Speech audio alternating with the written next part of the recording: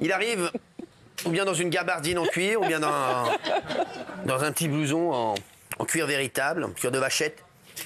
Je suis très heureux de le voir tous les soirs, c'est un moment de bonheur. Vous savez, c'est comme quand vous voyez quelqu'un que vous n'avez pas vu depuis longtemps, même si vous le voyez tous les jours. Oh. Et bien c'est ça ce que je ressens avec Fabrice Divisio. Fabrice, merci d'être là. Avec plaisir. Non, c'est pour moi que c'est le plaisir. Vous en êtes un autre. Merci. Le gouvernement fait marche arrière sur l'aide médicale d'État, puisqu'il devait augmenter l'aide médicale d'État, il devait rajouter 100 millions pour l'aide médicale d'État. Puisque forcément, il y a plus de gens à aider. Mais finalement, ils ont fait marche arrière. Je ne sais pas si c'est grâce à nous. Et Bruno Retailleau, le ministre de l'Intérieur qui s'est exprimé ce matin dans les 4 vérités de France 2, il a expliqué avec fermeté qu'il souhaitait transformer l'AME en aide médicale d'urgence. Bravo, Bruno Retailleau, bien sûr, en AMU, que pour les urgences. Je vous le dis, est-ce que vous êtes d'accord ou pas? Bien entendu. Faut-il supprimer définitivement l'AME? Oui. Pour, bien sûr, Guillaume Janton. Valérie Benaïm, on sait exactement ce qu'elle va nous dire. Elle va dire, oui, mais si on supprime l'AME, après, il va y avoir plus de gens dans les hôpitaux, parce qu'ils vont être plus malades, et puis après, ça va se transformer en AMU, et puis donc voilà. Donc c'est bien ce qu'on dit. Donc Valérie va dire comme nous, parce qu'elle va dire comme Bruno Retailleau, elle va dire, il faut mettre l'aide médicale d'urgence. Voilà. Merci. Donc juste pour les cas urgents. Isabelle, merci. Faites le bon choix. Parlez pas avec lui, Isabelle. Bon, bien entendu. Je suis ministre je vais entendre. Allez, on va entendre Jean-Michel et après, bien entendu, Fabrice. Ce sera le rideau s'ouvre. Votre show commence. C'est à vous. La scène est à vous.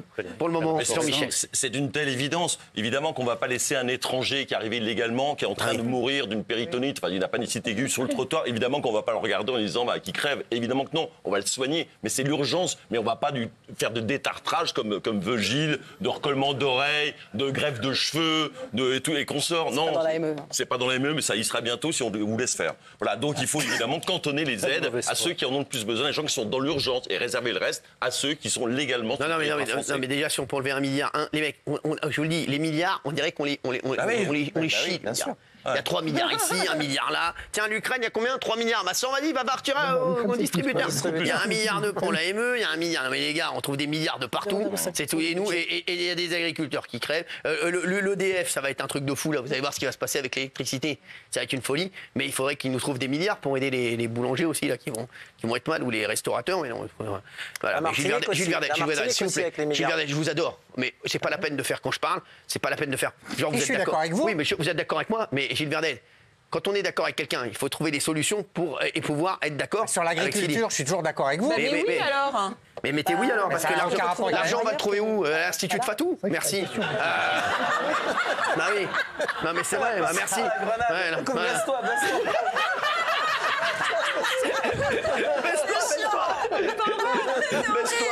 Baisse-toi. Baisse-toi, tu vas prendre un truc. Oui, Guillaume. Ça, c'est une attaque en dessous de la ceinture, là. Non, pas du tout. C'est pas le genre de la maison. C'est pas le genre de la maison, là, malheureux. C'est une grenade d'encerclement, ça. C'est une grenade d'encerclement, il a dit oui. Ceux qui mettent non, comment vous pouvez cautionner qu'on offre des milliards de soins gratuits à des gens qui sont étrangers, qui n'ont pas le droit d'être là, quand un retraité sur 3 exactement. renonce à se soigner parce qu'il n'a pas les moyens. La dame là derrière, vous savez combien ils lui ont remboursé pour ses lunettes? Elle voulait quoi, 19 centimes? 19 centimes d'euros, ils lui ont remboursé pour ses lunettes. Et après, on va rembourser des anneaux gastriques et on va se refaire... Non, mais t'arrives en France, de toute façon, t'arrives en France, c'est extraordinaire. Tu te fais recoller les oreilles, on te refait le nez, tu mets un petit anneau gastrique, t'es beau gosse, tu vas squatter une maison, t'es tranquille. Merci. T'es bien des pépères, mon frère. On a déjà eu cette conversation. C'est bon, on vous a pas demandé de réagir pour l'instant. On n'est pas dans la préférence nationale. Pas votre jour aujourd'hui. C'est la préférence étrangère. Il vaut mieux être étranger qu'être français, en fait. Étranger, t'as tout gratos, français, tu galères. J'ai dit, la France est le pays, c'est le pays, venez en France, on aide tous sauf les Français et ceux qui travaillent. C'est tout. Voilà, c'est tout. C'est la règle. On finira par brûler notre carte d'identité, faire croire qu'on est étranger, on parle pas français, on est mineur. Moi je veux dire ça, je suis mineur et tout. Bien sûr. L'engagement social peut tuer, ça passera pas. On aura Fabrice tout à l'heure, bien entendu, en levée de rideau. Pour l'instant, Fabrice, on va écouter les... on va pas tous les écouter, je vous le dis. On peut plus. Isabelle d'abord, ma chérie, ça me fait plaisir de te voir. Ben non, vous avez tout dit. Merci. Non, mais sincèrement, je suis entièrement d'accord avec ça. Merci. Et bien évidemment qu'on ne refuse pas d'aider ceux qui ont besoin d'être aidés, qui arrivent sur notre sol. Et l'aide est d'autant plus institutionnalisée qu'il y a des accords entre nous et certains pays pour qu'on accueille leurs ressortissants. Des mecs, déjà, il faut arrêter de faire venir des gens si on peut pas les loger, on peut pas trouver de travail et si on peut pas s'en occuper. Les mecs, c'est comme quand tu fais un enfant, tu te dis, je vais pouvoir m'en occuper, je vais pouvoir le loger, je vais pouvoir le nourrir. On essaye, en tout cas, les gens essaient de faire le maximum et il y a des mecs qui travaillent et qui, pour les pauvres, n'arrivent pas à nourrir leurs enfants. Quand tu fais venir des gars, eh ben, si en France, ils vont être malheureux. On va pas se mentir. Si tu peux pas les faire travailler, si tu peux pas les loger, si tu peux pas leur donner à manger, forcément, ils vont être malheureux. Donc c'est pas la peine qu'ils viennent. Non, mais on va pas se mentir. Voilà, c'est tout. Donc Gilles Verdez, arrêtez de faire ça, parce que c'est insupportable. Tout à l'heure, quand je vous regarde comme ça fixement, je me sens engueulé. Et là, je fais ça, je me sens engueulé. Ah, c'est pas quoi faire, moi. Bah oui, pas me couper la tête. Ne regarde pas, regarde par ici. Je suis d'accord, Gilles Verdez. Je suis d'accord. Je regarde parce que je vous écoute. Tourne-toi. Il me regarde, je le dis aux téléspectateurs. Vous savez ce qu'il fait? Il me regarde, vous savez ce qu'il fait? Putain. Je le vois. J'ai dit c'est 10 aux 2 yeux. Je le vois. J'ai dit c'est 10 aux 2 yeux, Fabrice. Donc je le vois, il fait comme ça. J'ai dit c'est 10 aux 2 yeux. Oui, mamie. Je vais juste donner un tout petit exemple. Jean-Luc Delarue, sur qui on a beaucoup chié pour la drogue et tout ça. Oui. Il a fait venir à ses frais des petites filles d'Afrique pour les faire soigner qui avaient un problème cardiaque. Il les a logées, il a financé l'opération, il a financé le trajet aller-retour. Et il n'a jamais donné de grandes leçons à qui que ce soit là-dessus. J'aimerais bien savoir ce qu'ont fait Thomas et Gilles. J'aimerais bien savoir ce qu'ont fait Thomas et Gilles, à part nous pourrir la vie. Merci. Je peux vous répondre là-dessus. Oui, merci. On va demander d'avoir Gilles Verdez. Oui, vous dites... Faut arrêter Pas ce petit ton. Alors, l'arrogance. J'ai toujours été sympa avec vous. Avec brio, vous avez énoncé votre théorie formidable. N'essayez pas de m'embrouiller. Vous avez dit, arrêtons de les faire venir. On les fait pas venir, ils viennent. Moi, les gens que je connais qui ont eu l'AME, ils sont venus en bateau. Ils ont failli mourir. Il faut les faire repartir. On peut pas les faire repartir. On ne peut pas les faire repartir. On est obligé même pour eux, ils sont malheureux ici. On les accueille par impuissance. Laissez-moi finir.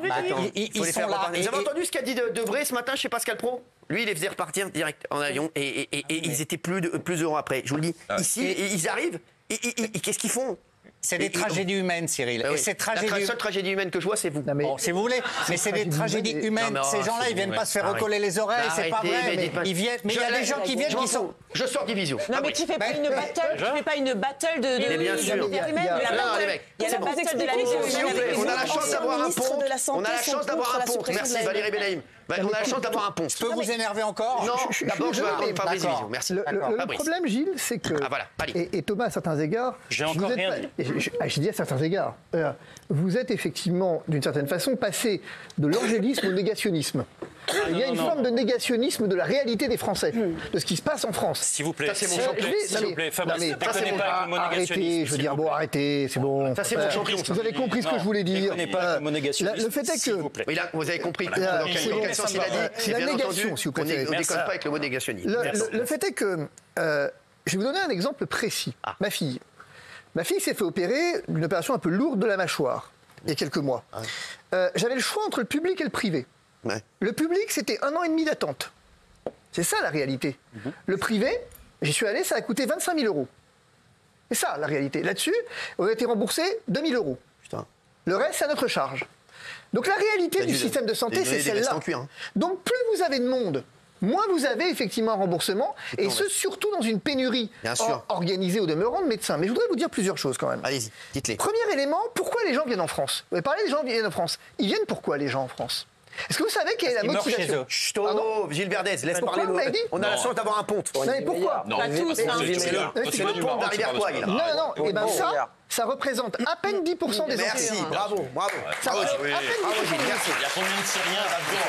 Tu connais rien à rien. On a dit, effectivement, les étrangers viennent pour travailler où les Français ne veulent pas travailler. Là aussi, c'est faux. Parce que la France a le taux d'immigration de travail le moins élevé d'Europe. Encore 10%. Voilà. Contre 10 ou 14%, entre 10 et 14%, contre 30% au Portugal. Donc on a des gens qui viennent en France, pas pour travailler, qui ne viennent pas effectivement pour demander l'asile. Alors ils viennent faire quoi? Ils viennent faire quoi? Eh bien, ils viennent effectivement, notamment pour tout ce qui est vie privée, etc. Ah. Et dans ce qu'on appelle la vie privée, je termine, c'est pas mes chiffres. C'est pas ses chiffres. Et dans ce qui vient sur la vie privée, eh ben, vous allez vous retrouver, notamment sur la demande de soins. Parce que figurez-vous que, où nous ça vient cette histoire d'appel d'air de l'AME? Il y a un rapport de l'IGAS de 2019, Qui ça de l'IGAS, Inspection Générale des Affaires Sociales, qui vous montre qui vous montre quelque chose. C'est qu'ils ont constaté que vous aviez quand même chez les immigrés, et en particulier chez les gens sans papier, un taux très important de chimiothérapie, de soins très lourds en fait. Et ils ont constaté donc ce chiffre beaucoup plus lourd que pour la moyenne des autres malades. Et ils ont donc déduit, c'est là ça vient, l'IGAS s'est demandé s'il n'y avait pas un appel d'air et s'il n'y avait pas effectivement en fait une opportunité, disons-le comme ça, avec effectivement donc cet appel d'air de l'immigration. Vous ne pouvez pas nier ce point. Vous ne pouvez pas nier qu'un système généreux. Non, alors. Non, mais je vais le faire quand ce sera mon tour de parler. Je sais comment vous allez le faire. Parce que vous savez, une manipulation des chiffres tel que ça vous arrange. Ce rapport de l'IGAS. Bien sûr, quand lui en cite cet objectif, quand moi j'en cite, c'est normal. Lui, il a une veste en cuir. Ce rapport a été compté. Je crois les mecs en veste en cuir. Ce rapport a ensuite été contesté par les organisations de gauche, précisément. Mais le fait est que vous n'expliquez pas comment on se retrouve avec des soins plus onéreux et plus nombreux pour une catégorie de population. Bravo. C'est tout. Alors, on va pas les soigner, ces gens-là. On va écouter. Effectivement, ce sont les cas les plus graves. Bien sûr. Parce qu'ils ne viennent que pour les cas les plus graves et qu'ils ne se font pas soigner pour le reste. Vous reconnaissez que ce qui... C'est intéressant ce que vous dites. Non mais si. Vous raisonnez à l'envers. Non, je ne raisonne pas à l'envers. Thomas Guénolé qui nous dit à nous, vous raisonnez à l'envers. Vous voulez que je vous dise, je prends ça comme un compliment. Merci Thomas Guénolé. Vous reconnaissez... On marche sur la tête, si je vous le dis. Franchement, merci. Thomas Guénolé qui nous dit, vous raisonnez à l'envers, c'est le plus beau compliment qu'on m'ait jamais fait. Merci Thomas Guénolé. Attendez. Merci. Je vois 15% des Français. Attendez, mais il y a que Thomas Guénolé qui résonne à l'endroit. Écoutez Thomas Guénolé ce que dit l'IGAS. Le rythme de croissance des séances d'hémodialyse, de chimiothérapie, de radiothérapie est particulièrement élevé, plus de 10% par an pour les bénéficiaires de l'AME. Il peut poser la question de la capacité actuelle du système de soins, souligne les inspecteurs, qui soulignent qu'il y a un problème de capacité d'accueil du système de soins. Et parle d'une suspicion de migration pour soins. Il est fort comme le Roquefort. Migration pour soins. Non mais le système hospitalier, il est sous-financé, on est d'accord là-dessus. Migration pour soins. Alors attendez, Fabrice, on va entendre les arguments de Guénolé. Alors, merci. Plusieurs choses. Je vais essayer de pas faire long. Là, il va faire un exposé. D'abord, on entend beaucoup. Là, je suis en 4e de B avec Madame Rougemont. On entend beaucoup avec votre prof de maths, n'est-ce pas, puisque j'ai sa veste. Donc, la prise en charge pour l'aide médicale d'État se fait au tarif de base de la Sécu. S'en fout. Est-ce que c'est clair ? Qu'est-ce qu'on s'en fout ? Ça veut dire que c'est pas le Club Med. Premier argument, zéro. Ça veut dire que non, c'est très important. Zéro. Ça veut dire que quand vous dites l'autoplastie, vous voyez, recoller les oreilles et compagnie, ça coûte entre 1700 et 5000 balles, et ce qu'on va vous rembourser dessus, c'est en gros 190 €. Donc quand vous dites, on arrive, on se fait recoller les oreilles, on se fait de la princesse, c'est factuellement est une journaliste qui s'appelle Géraldine Bessner et que je remercie pour cette information. Vous connaissez rien au système. Interrompu. Non, vous ne connaissez rien du système. Laissez-le finir. Vous ne connaissez rien du système de santé comme d'habitude. Vous parlez de ce que vous ne connaissez pas. Là, ce dont vous parlez du tarif de convention. Le tarif de convention à 190 balles, vous ne savez pas de quoi vous parlez. Si vous allez à l'hôpital public aujourd'hui, si lui, il m'interrompt quand il veut, moi, je peux pas. Il a le droit de vous répondre sur votre premier point, parce que vous dites une connerie. Des conneries devant 2 millions de téléspectateurs. Je l'ai pas emmerdé. Mais vous racontez des conneries devant 2 millions de téléspectateurs. Non mais, je veux dire, je me permets de vous rappeler que le remboursement à 190 balles, ça correspond à quoi ? Ça correspond au tarif de convention. Bien sûr. C'est-à-dire ce qui est normalement facturé par l'hôpital public. C'est ça. Mais bien sûr. Après, effectivement, si vous voulez faire fonctionner dans le privé, bien sûr que la différence est à votre charge. Non, donc racontez pas n'importe quoi. Déjà, j'ai cité ma source. Je l'adore en plus, Géraldine. Mais j'y viens. Mais premier argument, zéro. Deuxième élément, les dépenses. Oh là là, l'assurance, l'aide médicale d'État est en train de foutre dedans nos dépenses de santé. C'est faux. Mais tout nos dépenses de santé, nos dépenses de santé consacrées à l'aide médicale d'État, c'est 0,4% du total. C'est peanuts. C'est un milliard. On a autre chose à foutre que de se préoccuper de 0,4% des dépenses de santé. C'est encore faux. Et enfin, si c'était vrai, cette histoire d'appel d'air, d'immigration, etc., il faudra m'expliquer pourquoi, quand l'Espagne a restreint et durci les conditions d'accès à l'aide médicale, l'immigration n'a pas baissé. C'est bien la preuve que c'est pas ça leur moteur. Alors Thomas Guénolé, maintenant, il a donné ses 3 arguments. Ça, je vais répondre à cette question. En bonus, nous ne subissons pas d'immigration massive. Je vais y répondre. C'est bon, parce que l'argument est réchauffé. C'est un élément de langage politique qu'on connaît bien à gauche. Laissez-le finir. Maintenant, je vais vous poser la question à l'envers. Le Danemark, il y a combien de morts dans la rue ? Merci, voilà. Parce que le Danemark, il y a une aide médicale d'urgence. Exactement. L'Italie, il y a combien de morts dans les rues? Exactement. Il y a une aide médicale d'urgence. Voilà. Je vous en cite d'autres ou j'arrête là? Mais non, la Suède, effectivement. Arrête de le ridiculiser. Non, pas sur cette direction-là. Non, mais, pas sur cette direction. Danemark et Italie, je suis désolé. On a un rapport de l'IFRA sur cette question. La France est le pays, avec la Belgique, le pays le plus généreux en la matière. Et le pays le plus généreux avec la Belgique, c'est le pays le plus généreux. Donc j'attends de savoir. Et d'ailleurs, il se passait quoi pour l'AME? Il se passait quoi avant 2000? Les gens mouraient dans la rue? L'AME, elle date de 2000. Il se passait quoi avant 2000? Les gens mouraient dans la rue? Ça, c'est une très bonne question, Fabrice. Oui, ils mouraient dans la rue. Mais enfin. Des gens qui meurent dans la rue tous les ans, monsieur. Mais arrêtez un peu. Arrêtez votre sophisme. Non, mais regardez cette réponse. C'est du sophisme pur, ça. Il y a des gens qui meurent dans la rue tous les ans. Vous êtes incapable de soutenir un débat. Non, monsieur. On a parlé hier de l'hébergement d'urgence. On a parlé hier des réquisitions de logement. La vérité. À ce sujet-là, il y a des gens qui meurent dans la rue. Excusez-moi, si vous élargissez le débat, ne vous plaignez pas de vous prendre une mandale. La vérité, c'est que vous êtes incapable de soutenir un débat. Et quand vous en êtes incapable, vous en arrivez à du sophisme pur. C'est pas nécessaire. Merci Jean-Michel Maire maintenant. Alors,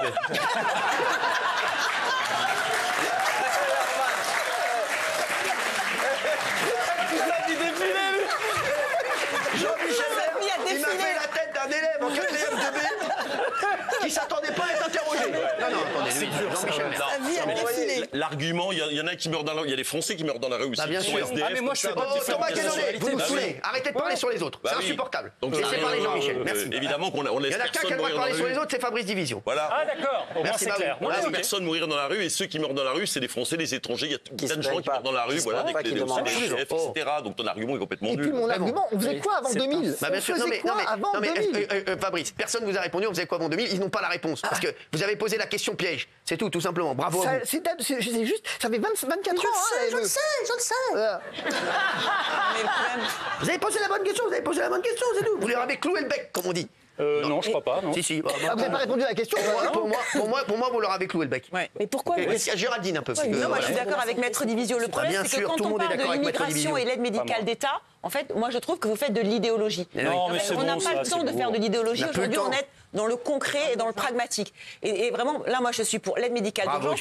Et de la même manière, on est un pays exsangue, même si ça nous fait économiser 1 milliard. Mais c'est toujours ça de On n'est pas un pays exsangue, c'est pas vrai. On est un des pays les plus riches du monde. Attends, pourquoi 8 ministres de la Santé? 8 de droite et de gauche. Il y a la woke qui arrive là. C'est vrai. Moi, je vais répondre. Mais les ministres, c'est des nantis. Bien sûr. Mais attends, c'est intéressant. Il y a la woke qui arrive. Moi, je pose la question. Il y a la woke en overboard. J'aimerais comprendre pourquoi 8 ministres, c'est leur métier. C'est 8 ministres de la Santé qui sont et de droite et de gauche.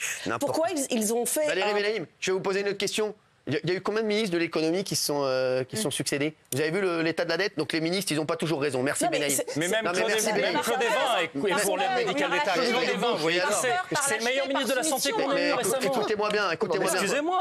Pour moi, vu l'état de la France, il n'y en a pas un qui vaut le coup. Donc arrêtez. Claude Évin, non, déjà, moi je Merci. pense... Ni 20, ni 22. Non, mais moi je pense je le sais parce qu'en fait, ils ont peur par lâcheté et parce qu'on a toujours peur d'être associé à l'extrême droite. Exactement. Bravo Géraldine. Pardonne-moi. C'est tout. C'est que ça. Ça n'a aucun rapport. C'est juste que c'est une réforme débile, ça n'a rien à voir. Moi, j'ai toujours dit que j'avais jamais voté pour l'extrême droite. 94,4. Merci les téléspectateurs. Encore une fois, merci. Voilà. Une fois de plus. Ah là. Fabrice, merci. Vous avez tellement bien expliqué que vous avez fait 94%. C'est ça. Vous êtes vraiment un génie. Vous faites des cartons tous les soirs. Merci. Je peux vous ramener? C'est un plaisir.